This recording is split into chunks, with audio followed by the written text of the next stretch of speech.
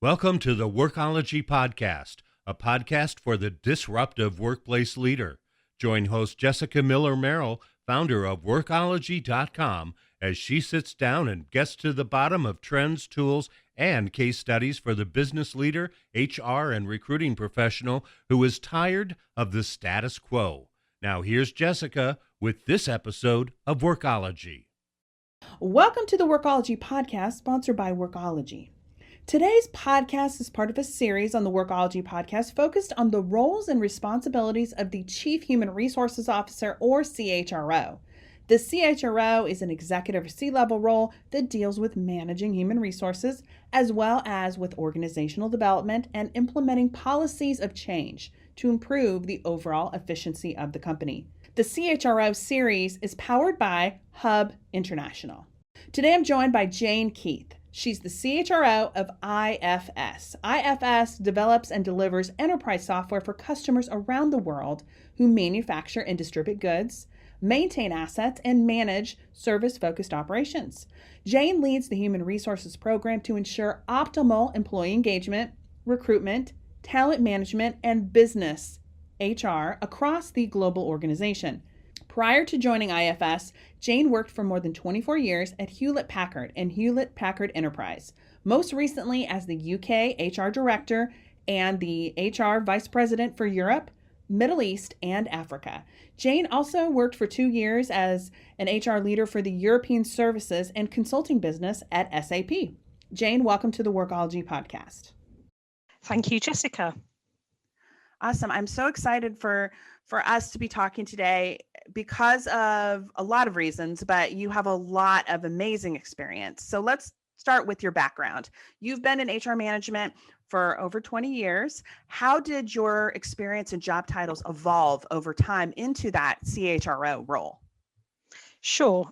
So I started in Hewlett-Packard in recruitment. And honestly, I think it was the role that I cut my teeth on. Having great interviewing skills is a key part of any role in business, but within HR, it's an absolute essential. I think if you can hire and hire well, you'll be successful in any role. I went from there to an HR business partner. HP had just adopted the Ulrich model. So we moved away from HR managers to HR business partners. I was given a lot of training and enablement around how to consult with a business. One of the roles I took on, I inherited a really dysfunctional organization, and I cut my teeth in those roles on some of the difficult decisions I had to make. And that experience, although it was hard at the time, it served me well. I then moved into a new centre of excellence that HP created called Talent Management. And that gave me an opportunity to really engage at our C-level. We ran a program where we looked at the top 100 leaders across a region and paired them up with a mentor, coach, and ran some sort of excellent development programs. So that was great insight as well. I was then asked to move into an HR director at a global level in our software organisation, which exposed me to new cultures, hiring different people from different geographies, and managing a very global team with different needs. Some were more mature, some were in sort of startup mode and growth countries, and we were starting from scratch. And again, superb experience. That led me really, then I ended up leaving HP for a role at SAP. Great experience being in another organisation after being at HP for such a long time. But I was there 2 years. HP phoned and said, got a great job, and it was a role I'd always wanted to do. So I went back to HP as their Vice President of HR for the EMEA region, so Europe, Middle East and Africa. And I felt like I'd gone home again. It was fantastic. And I stayed for a further 4 years before eventually moving to IFS. So I joined IFS 2 years ago as the Chief HR Officer. It was my first CHRO role. I think like everyone, I had a bit of imposter syndrome to begin with. Could I do this? Was I up for it? But actually, I realised quite quickly the wealth of experience and knowledge that I'd built up in HP and SAP really stood me in good stead. So I've been here 2 years. Awesome. Well, I think it's important for HR folks who are thinking about their own careers to hear from others what their journey has looked like, because no one's journey in HR is exactly the same. And it's interesting how you kind of went in, you were at HP for a really long time, and then you left and then you returned. So you were what's considered a boomerang employee. Yeah, definitely. Yeah. I wanted to ask you how your role as the CHRO has changed how you feel like company leadership works with HR and vice versa. Yeah, I mean, I think it's a really good question. I think my perspective is, if you want HR to have a seat at the table, you need to understand how the business ticks. You need really strong business acumen. You need to understand what levers the business are trying to pull in what direction. So are you on a growth trajectory? Are you transforming? Are you resizing? And my personal view, the best way to do that is to connect very closely with the senior leadership team and be involved in those strategic discussions. It's surprising, I think, people feel that, HR get wheeled in when the decision's already been made to implement. At IFS, it's the absolute opposite. I sit on the executive leadership team, and I play just as much as an important role as our chief customer officer, our product officer, our CFO. We work very closely as a team and we're very aligned. So I think getting a blend in the right place of the right people in a team that really respect each other's disciplines, I think is really important. And a piece of advice I was given years ago is, if you're moving into a role like that, is try and shadow that leader for a day or half a day. Do a day in the life and just follow them around in their meetings, listen to what challenges they're facing, how people approach them, if they're comfortable doing it. I've learned more doing that than probably any other way or any other enablement program I've ever been on. And then at the end of the day, I do a wash up with the leader on, what does this mean? You can ask dumb questions like, I didn't understand this acronym. And if you make that decision, what's the knock-on effect? And it just gets you much more closer to what the business is facing and how you can then leverage your organization to support the business. Awesome. Well, the other thing I wanted to ask, and we've been asking this of everyone that we've interviewed in the CHRO series, is what skills and experiences do you think are absolute requirements for that CHRO role? Okay, I mean, business acumen, without a doubt, as I just mentioned, but I also think good financial acumen. If you're operating at a CHRO level or the next level down, you really do need to understand the financial impact that the decisions the company make are going to have on the bottom line. Whether you're in growth, restructure, transformation, there will always be a financial impact because you're running a business. So I think very good financial skills. I've done, 101s with some great CFOs in my time, really to understand how a P&L works, revenue recognition, how you set quotas, sales comp. You need to understand that level of detail. And I also think being inquisitive is a great skill. My husband would describe it as being nosy.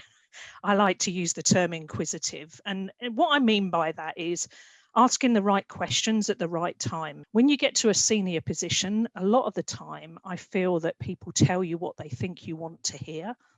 And you need to be brave enough to dig deep and ask the deeper questions.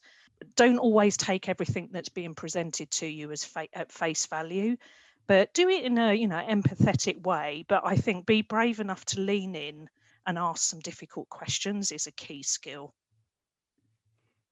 I love that. And thank you for these insights. I'm not surprised that business acumen has been mentioned in every single interview for this series that we've done, but it just reinforces what I have been talking about. And it's great to hear it from someone like you who's in this position because as I'm doing a lot of HR certification prep work, I do a lot of training and coaching for newly minted HR leaders is just saying, hey, Jane says, Derek says, T says, all these CHROs say that business acumen is really important. So thank you for sharing. It's really, I think hopefully we can help train and grow future CHRO leaders with maybe a business acumen focus first before maybe above anything else.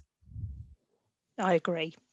One of the things I wanted to ask you, because you're a global CHRO and the communication process, particularly in change management, I think I want to hear more about. So how does that work for such a large organization that's spread out in 24 different countries?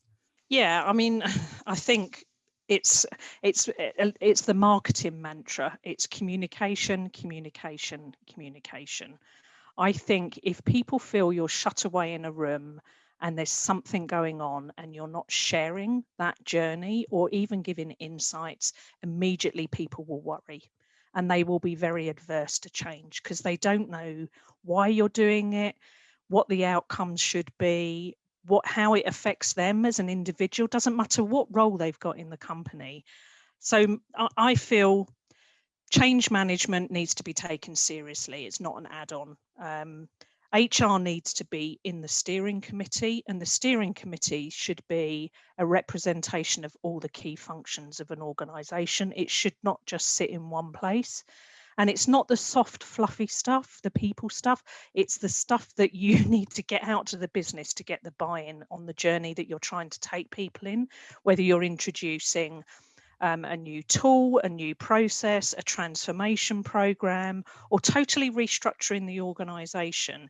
You need good change management practices to support any kind of strategy like that. You can't just expect it to land. It won't work. You will fail. And I've experienced that in the past where it's very prescriptive and people feel like they've been done to rather than they're part of the solution.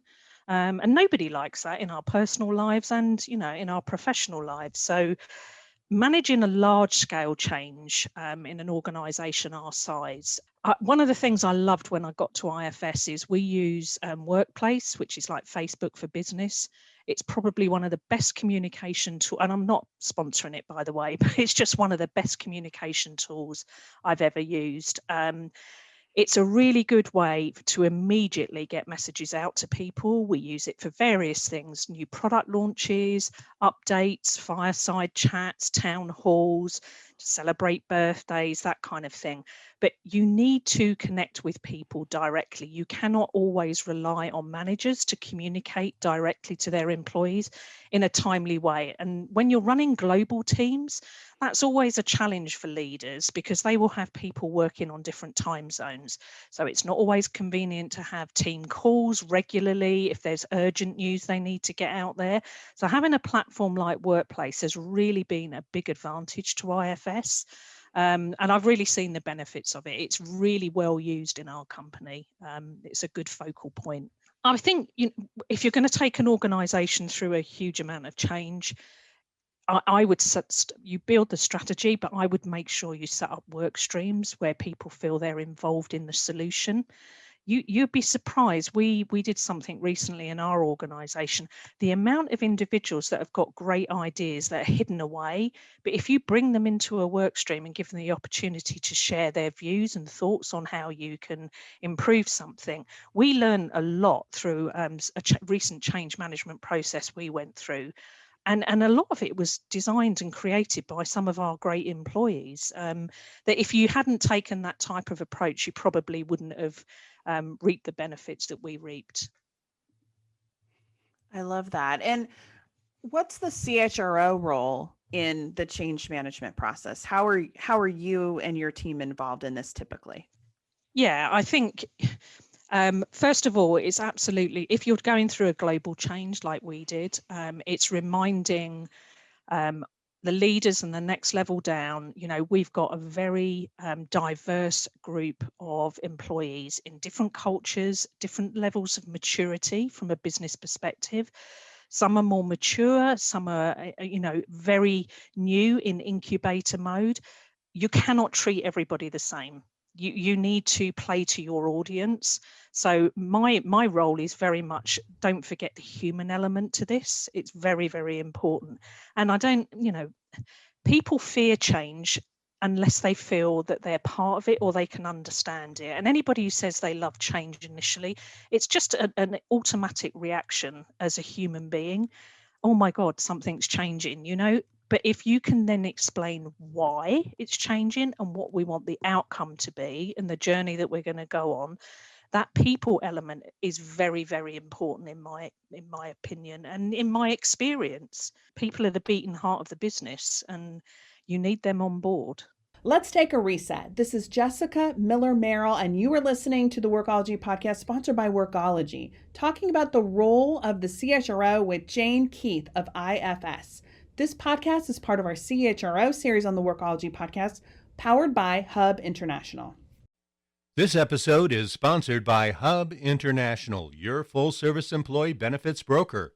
Explore Hub's 2021 Employee Benefits Outlook at www.hubinternational.com for emerging trends, challenges, and opportunities ahead in 2021. Do you want to share with us, you mentioned that you recently went through some change management initiatives. You want to talk through one of those? Sure.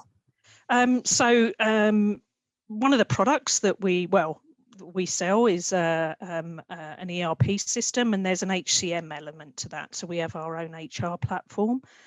And we decided that IFS must run IFS globally and all on the same platform. So last year we kicked off a project. We implemented last July, but we implemented the whole thing in just over 6 months. And we did exactly what I said. We set up work streams. We had a steering committee. We brought in a change management guru who was superb. And we ensured, first of all, we united everyone why we needed it, getting everybody on the same page with the same vision, getting buy-in for the need for change. And then we set up work streams and we asked for volunteers and we had experts and we mixed those teams together. And we started by facilitating sort of shared insights of what we wanted the outcome to be. And then we put these work streams together. We put a lot of funding behind it. We did a kickoff where we got everyone in the same country, in the same room, and ran a 2-day workshop. So that team automatically felt connected with each other. We listened to the feedback that they gave us. We adjusted course where necessary. And the change management consultant was the person that sort of kept everybody on track from a process perspective. But our executive leadership team, every 2 weeks would have a steering committee. And, we made quick, fast, nimble decisions. So people weren't losing the momentum and losing the will to live because things were too bureaucratic. We moved very, very fast. We had pilots, we tested, did a lot of user testing with our employees. They loved it. We created super users of the tool. On the day that we launched, we had all the super users in T-shirts walking the floor of the offices, with "Can I help you?" on the back. And they would sit down and show people how to use the new tool. I mean, it was really quite exciting. We made a big buzz around it. We had stuff up on TV screens, town halls. We really celebrated the fact that this was our product and we were kind of launching it to ourselves. And, we all know change is never done. There's more to do and we will move on to the next version and there will be upgrades. But it was embraced really well because I think we kind of did like our own internal marketing campaign to make sure it landed properly. So, it worked well and amazing that we pulled it off in 6 months.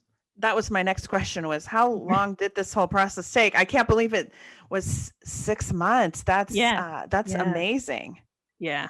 And we, it was great because our product management organization and our R&D facility, they learn as well because, like the HCM product team would come and sit with me as the CHRO and say, what do you need as an HR practitioner? What data, what insights, etc. So I felt like I was part of the development.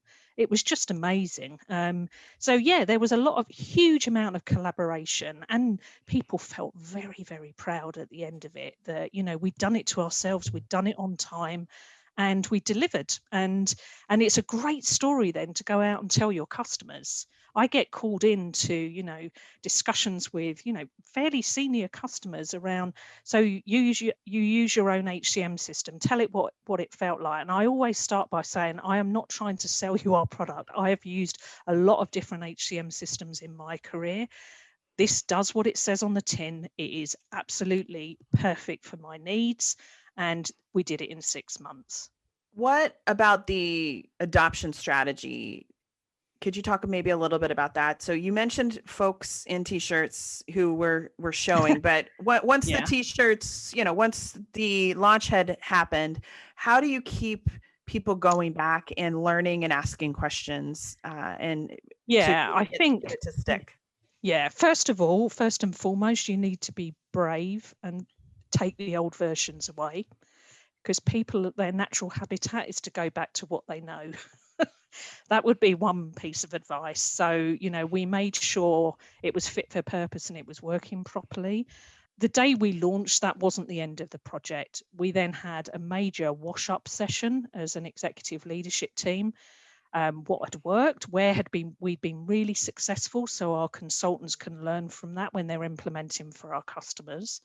What needed tweaking and what the next upgrade should look like, what should be included. And that dialogue we'd started with employees, with them being involved in work streams and being part of user testing. We continued that after the product was launched, and it was amazing. I think we've even seen people move roles where they've moved into more technical roles because they loved doing it so much. They wanted to be more involved in the research and development of our product. It's working really well now. It's an integral part of our organization. It was called Project Thor, and it was the implementation of our Biz 10 applications. Really well adopted. I love that. This is such great insights. And it's interesting, not surprising, but just interesting. We've talked about technology implementation a lot in this series. So I wanted to ask you about, as the CHRO, what kind of role are you playing in selecting new technology? You mentioned Facebook Workplace, but others, like, what does that process look like when you're going through the discovery to the selection process? We've talked about implementation and then change management too. So. Yeah. So I use Gartner a lot. We partner with Gartner as an adversary of IFS, but we use them a lot. We're just about to launch a new bonus management tool, and we use Gartner Insights to decide who we would shortlist. I think if your company is spending that much money in a big implementation, you do need some references. I would never just go out and buy something off the shelf, unless you're a very small entity and you haven't got that sort of insight or relationship. But I would definitely say make sure you do take some references and really understand what you need as an organization. I mean, with the bonus tool that we're implementing, I sat our rewards team down and some of our managers and our business operations team, and we sat down and said, what do we want and what don't we want? And then we've all worked in other companies and used various different versions of tools. And we went through the warts and all, what worked brilliantly, what wasn't so great, what was expensive, what was too cheap. And we came up with a list of must-haves. And we use that with Gartner, and that's how we put out our RFP and our shortlist. And then I got the supplier that we've actually chosen and came in and presented to my team and said, this is what we can do. And I said to them, grill them. You're going to be the users. You grill them on what you want. That's how we've chosen technology. I introduced a new global applicant tracking system, and we went through exactly the same process. There's so many on the market, but I think if you're going to invest and it's something that's going to touch future employees, you want it to work, and it needs to be, in the cloud. It needs to be compatible with our own products. You do need to make sure you do your research. Thank you. And I love that you're having your team be a part of it, because I have experienced myself where I've been the end user of certain technology products that won't be named, but large enterprise HCM software, and it doesn't do exactly what they said it would do, and it Uh-huh. caused me a lot of heartburn. So, and for my team. Yeah. I wanted to also ask you, we talked a lot about change management, and I think that this is a new area maybe that HR hasn't necessarily thought about, like their role in change management and why this is important, whether it's technology, implementation and adoption, or it's maybe just a new program or initiative that is really critical to the future of the business success of the organization. So I wanted to ask about any advice that you could give maybe HR leaders who might be struggling with change management in their organizations. What do you recommend? Where should they go to get resources, information, access to help in that area? Yeah, I mean, I before I rocked up at IFS, I don't think I realised that change management is actually, a profession as such. There are some great change management gurus out there that work as consultants, work in practices. I would really encourage you to learn from them, and don't think you can do it all yourself. It's much harder than I realised. They've got hints and tips and tricks up their sleeve of how they can keep a project on track in a very sophisticated way that, that's not my sweet spot. I'm not a change management guru. I understand what change management is, but could I do it on my own? No. So I would say if you've got the budget, try and engage someone. You don't have to go, personally, I don't think you have to go to one of the, big consultancies to do that. You can find a lot of people out there. And I would always go on people that have recommended people to you.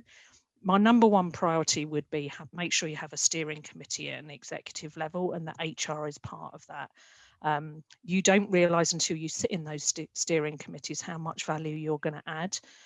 But I would engage a change management consultant if I was you, to at least get you started. They don't have to see the project right the way through to the end. But yeah, steering committee as a minimum. Make sure you've got some cadence, you communicate to your employees, you be prepared to be flexible, because I don't think projects always stay on task or to time. So build a buffer in there would be my other recommendation.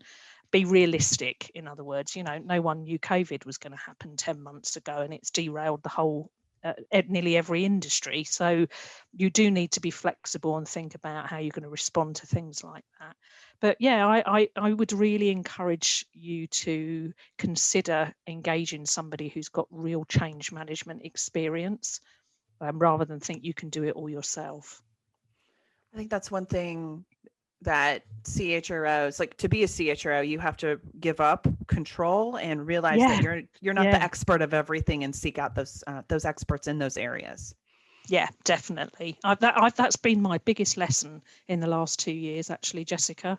There's some things I know that I'm comfortable with, and I've got a lot of experience. Doesn't mean it's always right, but there are other areas that in this role have exposed me to where I thought, oh my word, I didn't know that there was actually, a change management profession. That's fantastic. And I learned so much from those individuals. So you'll learn along the way. You're always learning. Last question for you. I wanted to ask you about how you see the CHRO role evolving, and maybe what that looks like in the future. I'm just throwing out a number like 2040, but it could be in the next 10 years, next 20 years. Wow. Is the CHRO here to stay? And then how is maybe that role changing? My personal view is yes, it is. I have a bit of a philosophy. I think at a CHRO level, C level, a CEO needs a couple of wingmen that are going to be, or wing people that are going to be neutral. And to me, that's your CFO and your CHRO. Those two individuals have no politics, there's no competition. They will tell the CEO exactly how it is in a neutral and transparent way. I'm not saying the other leaders don't, but it's kind of like a safe place where they can make decisions. And I think, therefore, that level of counsel will always be needed by a CEO. It's a lonely place being a CEO. And I think having a couple of people around you that you trust their judgment, they understand what you're trying to achieve, and they can give you a neutral and honest view is really, really important. So I do see it there. But I think, you have to keep striving. HR needs to keep earning its seat at the table. We've come a long way since the old personnel department to HR and the Ulrich model, and evolved to, being seen as a value-added partner. My advice would be, don't rest on your laurels. It's not a given. You have to earn the seat at the table. You have to be of value to the business. And I think if you can give critical counsel where it's needed, make sure you're tech savvy, make sure you're armed with data, because data is king. If your business is making really critical decisions, especially financial impacting decisions, you need data. So make sure you've got insights when you sit with your CEO or your executive leadership team. Rather than just hearsay, you have to have facts. So I think the role is definitely, in my view, the role is definitely there, and it may change, and who knows what's going to happen. Look what's happened in the last year. This pandemic has changed the way that everybody works. You don't have to be in a certain country or a certain location anymore. You can have your team globally. So the way that you hire and you build your organizations is going to change massively, because people have had to take a bit of a full, a pause and think, actually, we need to adapt the way that we work. I think that's going to help open up a whole new myriad of opportunities for organizations if they grasp it. I agree with you. Well, thank you so much, Jane, for taking the time to talk with us today. This has been awesome. And I love your insights from a global perspective. I personally can't imagine implementing all the change management that you did with the new HCM in 24 different countries and get people excited. So hats off to you and your team for that. That's pretty phenomenal. Where can people go to learn more about you, the work that you do, and then IFS? So ifs.com, everything is on our page, what we sell, what we do, who we are, our CSR activity, and all of our roles that are open. So ifs.com. Awesome. Well, thank you so much for your time. I really appreciate it. Thank you, Jessica. It was great to talk to you. There have been so many changes in HR in the past decade, but we've never lost our focus on the people. HR teams are now being formed around an executive role like the CHRO, and this means that this leadership position has a large role in technology selection, adoption, training, and so on. I appreciate Jane's time. She has so many insights, not just in global HR operations, but also in project management and change management roles, which are critical to the future success of the human resources role. As a reminder, this is the Workology Podcast, and this CHRO series is powered by my friends at Hub International. Thank you for supporting the Workology Podcast. Are you studying for your HRCI or SHRM exams? Join our free HR Certification Study Group on Facebook. Search for HR Certification Study Group or go to hrcertificationstudygroup.com. Ace your HR exams with the HR Certification Study Group. Certification Study Group. Certification Study Group. Certification Study Group.